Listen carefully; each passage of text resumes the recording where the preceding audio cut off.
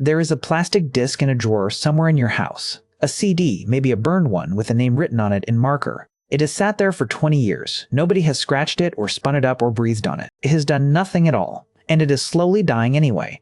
The floppy disk in the shoebox is doing the same thing. Untouched, unused, still failing.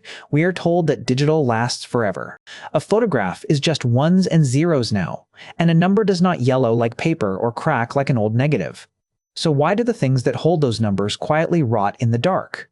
Start with the floppy. Peel back the plastic shell and inside is a thin, floppy film coated with a fine dust of magnetic particles. Iron oxide. Rust, basically. Every bit of your data is a tiny patch of that dust, magnetized to point one way or the other.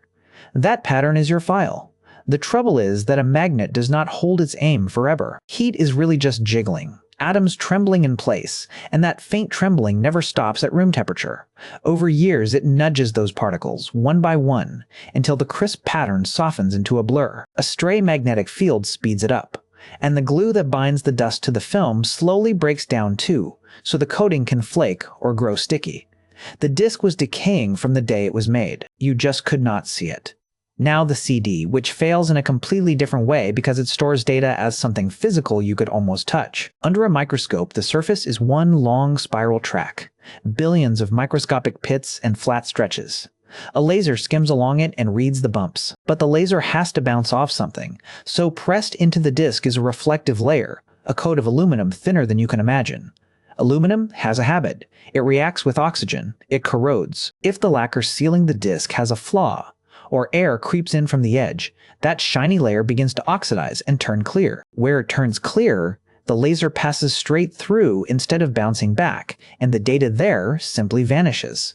People call it disk rot or bronzing because the disk takes on a coppery tarnish. It really happened. Some disks pressed in Britain in the late 1980s developed exactly this fault and slowly went bad in their cases. A burned disk, a CDR, is even more fragile. It has no pressed pits at all. Instead, it has a layer of organic dye that the burning laser darkens to fake the pattern. Dye is a chemical, and chemicals are restless. Light fades it, heat fades it. Leave a home-burned disk in a sunny window and you can lose it in years, not decades. Here is the strange part. A CD is quietly falling apart long before it ever refuses to play. Every disk carries a layer of error correction.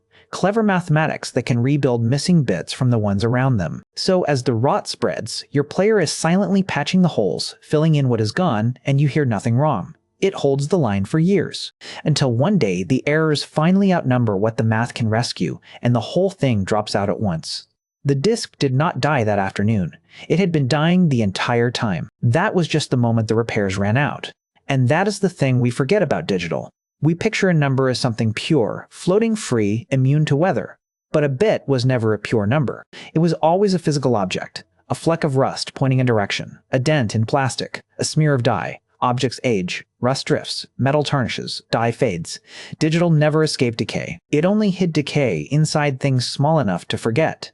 So the disk in your drawer was never really doing nothing. All these years, it has been quietly weathering, like everything else made of matter, holding your data up on a scaffold that was always slowly coming down. Now you know.